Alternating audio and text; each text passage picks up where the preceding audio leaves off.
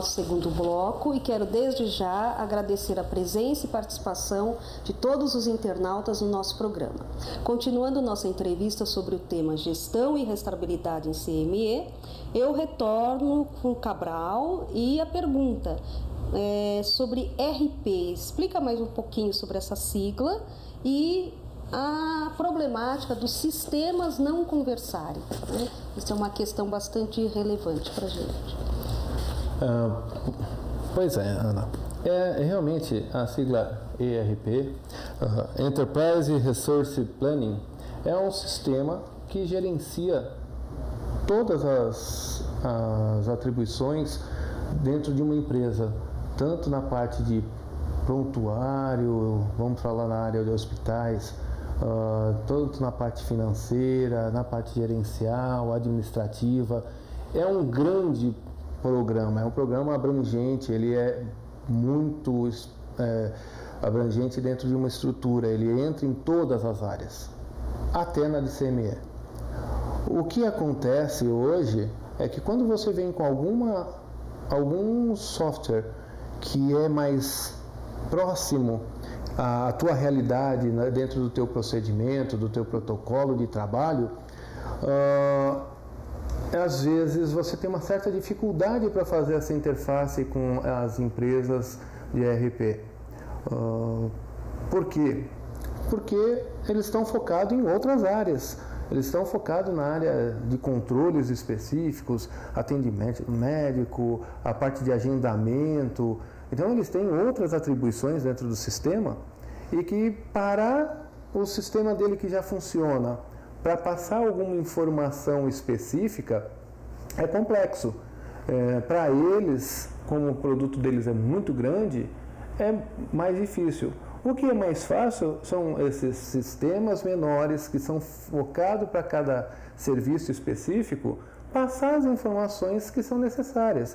Como aquilo que eu falei, fazer a interface apenas de uma tabela de registro de manutenção, de quantos ciclos que as autoclaves estão fazendo, da produção do profissional, de quem usou o que, vinculando o material utilizado ao prontuário do paciente. Então, essas informações são pertinentes de fazer esse tipo de interface.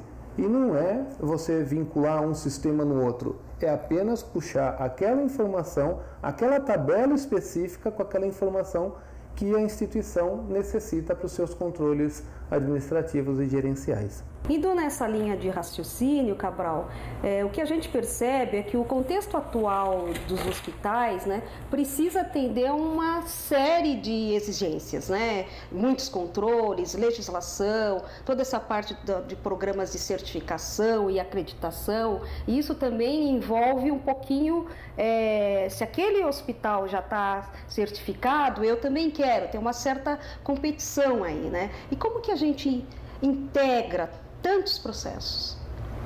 Esses processos que nós temos hoje dentro do serviço, principalmente quando você tem a informação para ceder para a parte de gestão, do grupo gestor do hospital, você consegue atribuir o vínculo a outras instituições, a outros serviços, porque você está processando o material, tratando ele de uma forma eficaz, dando identidade e nome de proprietário para cada item, e esses itens, quando são distribuídos, são atrelados a algum departamento, a algum responsável técnico, e essas informações ficam todas dentro do banco de dados, que você pode extrair como relatórios, favorecendo justamente essa demanda de normatizações. É onde eu falei, nem sempre você consegue fazer essa interface, mas as informações estão lá e elas podem ser cedidas também. Onde nós temos um controle das normas, é criar realmente a metodologia, a instituição ter a visão de manter esse tipo de regra, criar o controle das regulamentações. Mas voltando para a central de material, quais métodos de identificação existem para eu gravar, para eu identificar os meus instrumentais? Pois é. Atualmente nós temos assim muita coisa aparecendo no mercado, muita coisa sendo cogitada, mas eu vou colocar hoje o que o mercado realmente possui através de um PowerPoint, apresentando as imagens de alguns itens e explicando cada um deles. Cabe ressaltar o seguinte, que todo esse tipo de gravação, todo tipo de material que eu vou apresentar, ele requer uma manutenção. Então, quando vocês compram esse tipo de produto, esse tipo de gravação, esse tipo de material, lembrar sempre, manutenção tem que ser requerida em conjunto com a venda do material. Porque senão eu fico com a ferramenta e sem a manutenção, que é uma confusão também um pouquinho, né? Tenho vários métodos de gravar o instrumental e como eu utilizo isso e quais as ferramentas que eu utilizo para fazer a leitura dessa gravação específica. É isso que você vai passar para a gente. Que bom. Então, nós estamos falando sempre de que tipo de gravação que nós estamos montando. Que tipo de gravação foi recomendado? Na RDC 59, da parte de medicamentos, a RDC 59 de 2009, ela já estabeleceu que o Data Matrix seria o recurso de código bidimensional para controlar toda a parte de medicamento. Então, esse item é um item que, se você tiver destruído a informação desse Data Matrix até 40%, você ainda consegue fazer a leitura. E o que é o Data Matrix? Data Matrix é um código bidimensional em 2D. Sua imagem é composta de pequenos pontos ou quadrados que unidos formam um símbolo que permite codificar informações alfanuméricas. Então, esse tipo de dado, você está vendo aí a imagem, hoje existe até um site onde você acessa e cria o seu próprio Data Matrix com a informação que você quiser. Você pode fazer uma dedicatória, você pode fazer qualquer coisa com esse Data Matrix. E nós utilizamos ele no dia a dia em alguns recursos do nosso serviço. Agora, eu vou falar do primeiro item que chamou nossa atenção e que possibilitou que nós executássemos uma rastreabilidade individual conforme a RE 2606 de 2006 exigia no artigo 7º, no parágrafo único, que todo item crítico tem que ser rastreado individualmente. Foi possível utilizando o selo em poliéster de alta densidade, como se fosse um plástico, com a gravação em laser de Data Matrix, e ele reconhece, com a leitura ótica, ele é reconhecido e transforma esse dado que está no Data Matrix em informação que vincula ao seu sistema. Então, esse item foi muito importante, só que ele tem uma vida útil. Quando nós começamos a trabalhar, existia a promessa de 200 ciclos. Na verdade, com o trauma, com as caixas pesadas, principalmente caixa de ortopedia, caixa de laparotomia, elas são muito pesadas, muito grandes, e com muitas peças. E o trauma entre as peças parte o selo. Cair ele não cai, mas ele quebra e perde a informação. E aí tem manutenção de substituição, e nós já confirmamos que esse item ele gera de 50 a 70 ciclos de autoclave como vida útil. Aí nós começamos a fazer a pesquisa, gravação a laser. A gravação a laser tem vários tipos de laser, onde eu falei que nós temos que verificar a potência desse laser para não destruir a camada passiva, que eu vou mostrar a seguir aqui algumas situações onde nós executamos testes. E nessa gravação a laser, ela fica bonita, chama atenção, mas para frente eu vou mostrar alguns problemas que ela apresenta. A gravação de micropulsão, se você puder observar a sua esquerda, na argola esquerda da pinça, tem uma gravaçãozinha. Aquela gravação é de micropulsão. Então ela é superficial, ela não acumula sujidades, porque onde você tem locais mais críticos numa pinça, que é a cremalheira, que é muito mais agressiva, que tem pontos de acúmulo de sujidade. Nesse caso aqui, ele foi testado justamente para não ter esse acúmulo de sujidades. E nós utilizamos hoje substituindo o selo, porque acabou a nossa manutenção e reduziu muito o nosso custo operacional também, porque o selo tem um preço, tem um custo, tudo tem um preço. E com a gravação que nós fazemos em loco dentro da instituição, favorece também na rapidez e não ter que tirar o instrumental da instituição. Aqui fazendo uma analogia, uma comparação, esse aqui é um teste de câmera úmida numa pinça, aqui era um afastador Farabeuf, e nós fizemos o seguinte, uma peça usada, já com certo tempo de uso, com a gravação de micropulsão e a laser, e mandamos para o teste de câmera úmida. O laser apresentou níveis de corrosão, que vocês podem ver a manchinha mais avermelhada em cima da gravação, do seu lado esquerdo, e a micropulsão do lado direito não sofreu esse tipo de agressão. A câmara úmida, só para vocês terem uma noção, em 24 horas a gravação a laser, talvez pela potência que foi utilizada do laser, que agrediu demais a camada passiva, em 24 horas ela deu agressão. A micropulsão chegou a 864 horas de câmara úmida. Aí tem vapor salino. A micropulsão também não apresentou. E aqui no caso, olha só como fica bem acentuado a presença da corrosão, a gravação a laser. Então, esse é o cuidado que você tem que ter quando compra já um material gravado com qualquer tipo de tecnologia, para verificar se ela realmente não traz esse tipo de risco. Então, solicitando laudos de câmara vapor salino, câmara úmida, você tem uma garantia de que pelo menos esse tipo de gravação não afetou a camada passiva do instrumental. Aqui é o seguinte, você precisa ter rastreabilidade do teu pacote de roupa, do teu enxoval. Então nós temos também as etiquetas termocrômicas, que elas têm um integrador químico classe 1, que você está vendo ali na imagem da esquerda, e aqui está em rosa, e da direita ele virado para marrom, aonde estão aqui no nosso sistema, ele te dá todas as informações de proprietário, quem fez, quem executou, e o Datamatrix vinculando a caixa e quantos itens tem na caixa. E aí vem uma outra etiqueta de lote e validade, que garante que esse material tem uma data para vencer.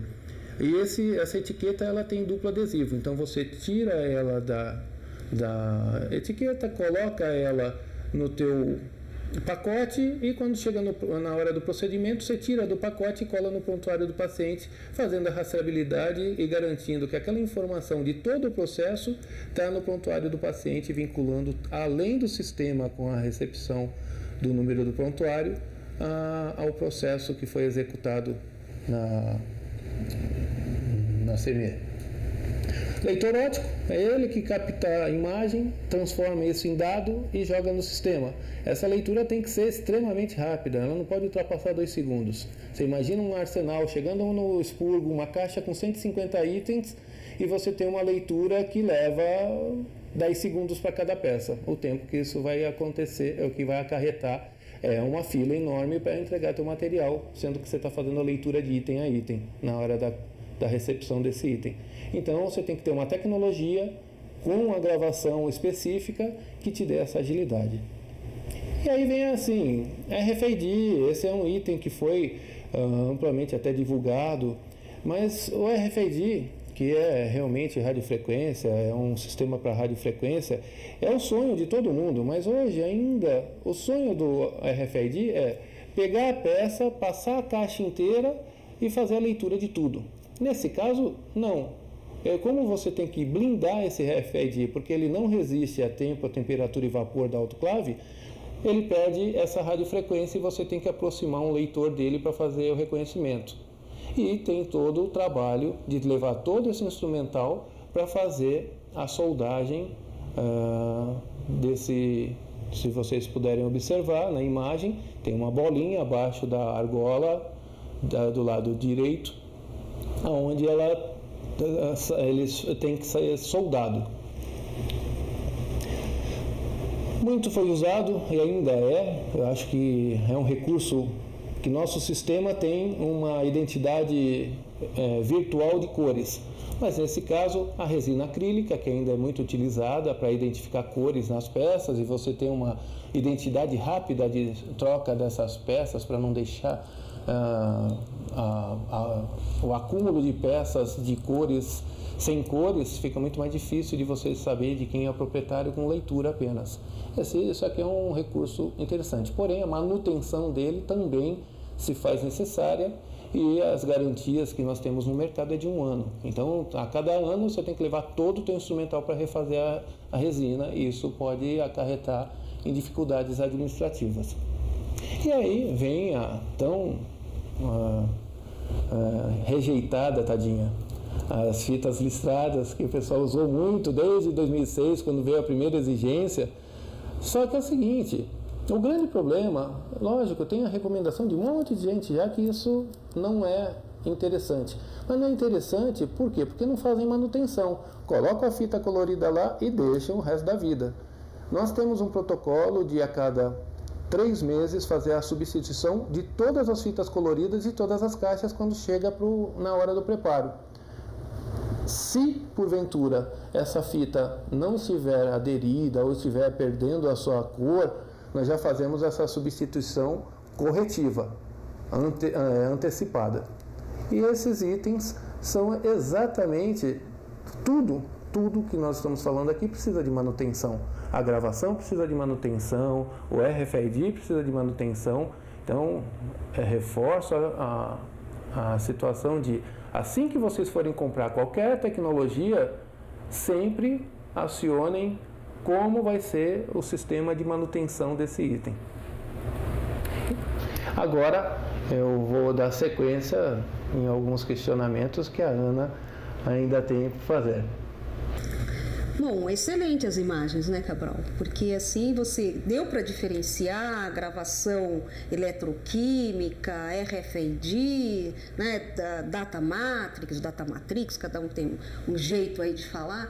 Realmente bastante ilustrativo, acho que ajudou bem. Obrigada, Cabral. Excelente as imagens. Obrigado. Isso aí. E como são realizadas as marcações e as leituras desses itens? Então, nós temos assim, dentro de tudo que foi mostrado agora, algumas dificuldades para gravar esse tipo de material, porque o arsenal de uma instituição é muito grande. Você falar em 15 mil peças de qualquer instituição e pensar em tirar 100 peças por mês para fazer a manutenção, extremamente complexo. Você não consegue, muitas vezes, porque aquele material é rotativo, então você consegue às vezes tirar 20, 30 peças no máximo no mês. Então, quando você fala que você vai ter que fazer essa gravação fora da instituição, isso é algo que tem que ser avaliado, o tempo que vai levar para fazer esse tipo de material. Outra coisa, quando você adquire um material já com algum tipo de gravação, você precisa pensar nos testes que devem ser feitos, como nós apresentamos nas imagens. Por quê? E saber se aquela imagem de um data matrix que vem gravado, se ela atende a tua necessidade e a tua expectativa do software que você aplica dentro da tua instituição. Senão você compra o material todo gravado e ele não atende a tua expectativa, o teu sistema não reconhece aquela leitura, aquela linguagem. Desculpa te interromper, isso é uma dúvida. Então, por exemplo, eu posso comprar um instrumental que já vem de fábrica com o Data Matrix. E na hora da leitura, esta leitura não vai ser tão real, vamos dizer assim, vamos dizer que ela ficou apagada, não sei se teria esse termo seria adequado, ou a leitura ela não é tão legível, vamos dizer assim. Isso pode acontecer? Não só pode, como acontece.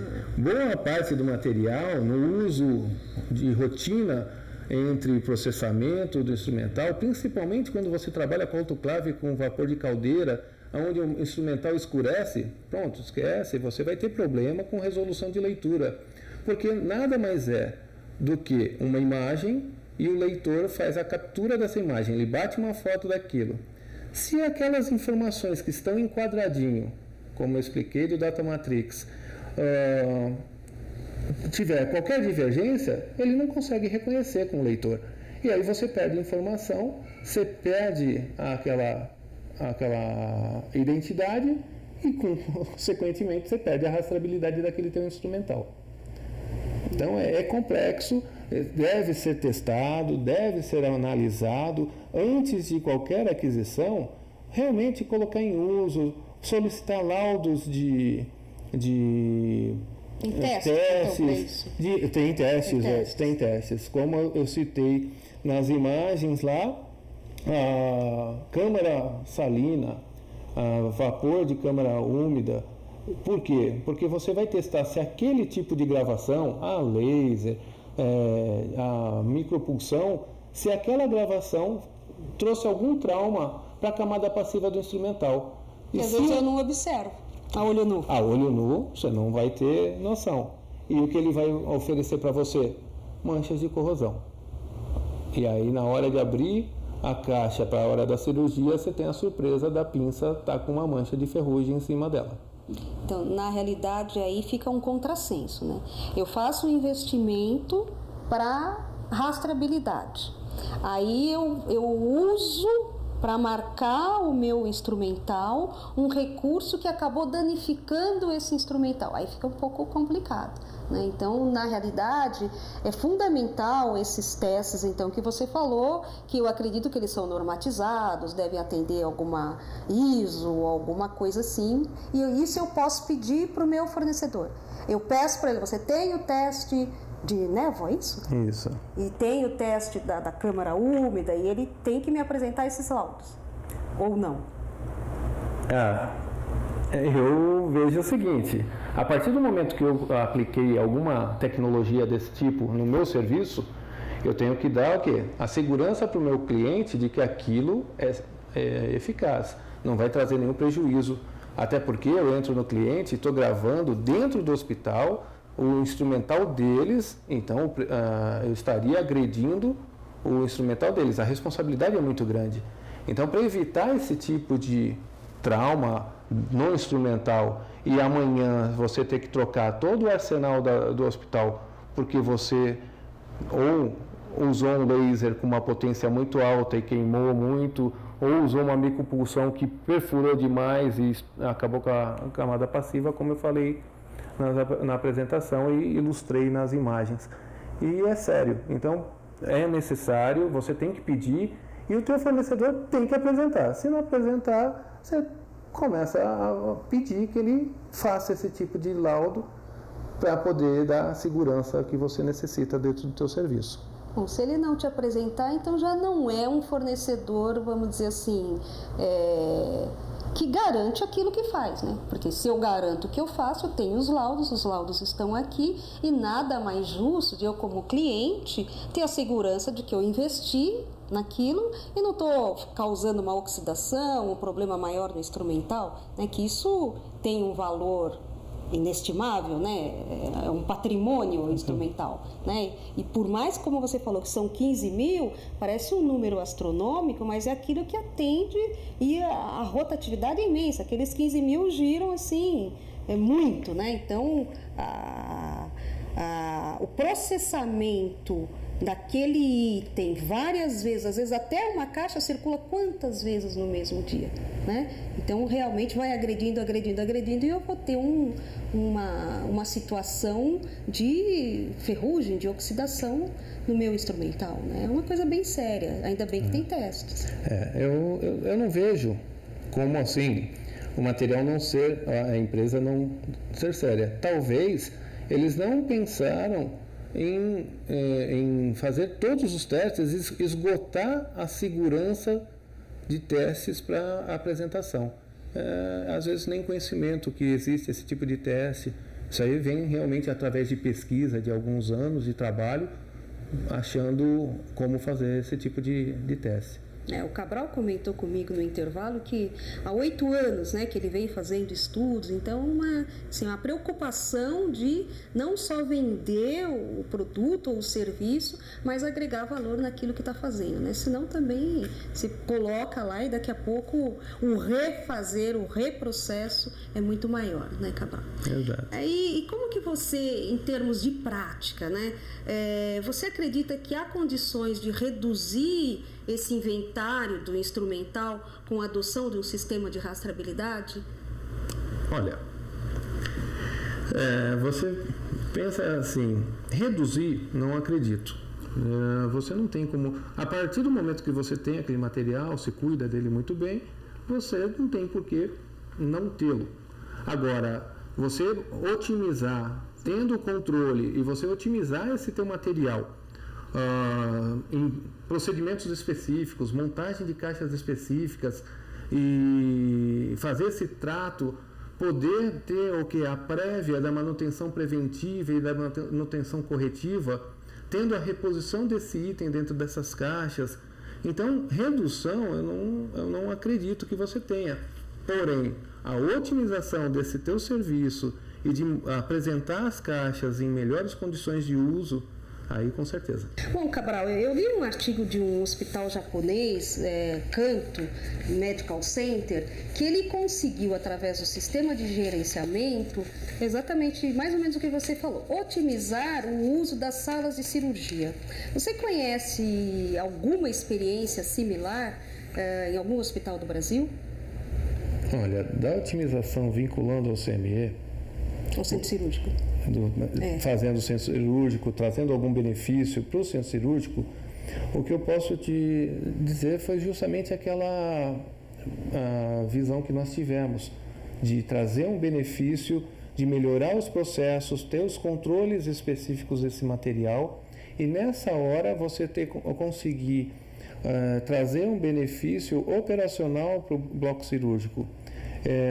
Eu hoje, dentro do CME, nós temos o conceito de favorecer o bloco cirúrgico em todas as atribuições. Não tenho acesso às operações do bloco, mas eu tenho como oferecer com eficácia, ou com eficiência, todo o meu processamento, o gerenciamento desse meu CME. Então, se você for pensar que esse tipo de recurso favorece na eficácia do processamento e trazendo segurança na utilização do paciente, você consegue trazer resultados favoráveis, não só administrativos, como financeiros. Excelente. Muito bom. Bom, Cabral, o nosso tempo está se esgotando. Eu quero agradecer primeiramente a você de ter gentilmente aceito o nosso convite. E convido os nossos internautas para o próximo programa, né? E passo a palavra para os comentários finais, Cabral. Bem, eu quero agradecer realmente a oportunidade de poder falar um pouco mais até da nossa história, do nosso trabalho, de como nós executamos nossos controles. E assim, fico à disposição para os nossos internautas, para todos que tiverem curiosidade ou interesse no tema, de discussão. Abro depois aqui as informações de e-mail para vocês poderem passar as informações. Muito obrigado pela oportunidade. Fico muito satisfeito de vocês terem me convidado. Cabral, mais uma vez, muito obrigada. Obrigada a todos pela participação e até o nosso próximo encontro. Tchau.